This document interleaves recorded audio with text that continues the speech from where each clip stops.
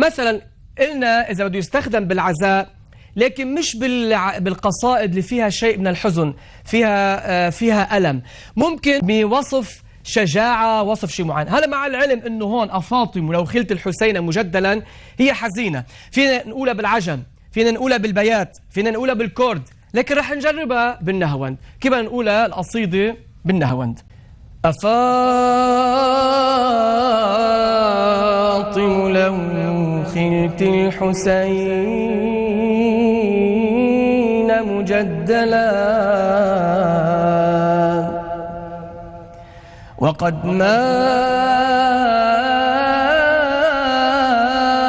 عطشانا بشط فراتي، إذا للطمت الخد فاطم عنده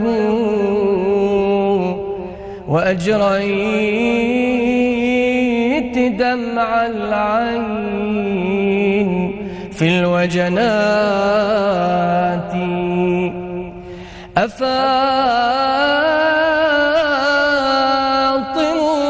قومي يا ابنة الخير واندبي نجوم سماوات بأرض فلاتي.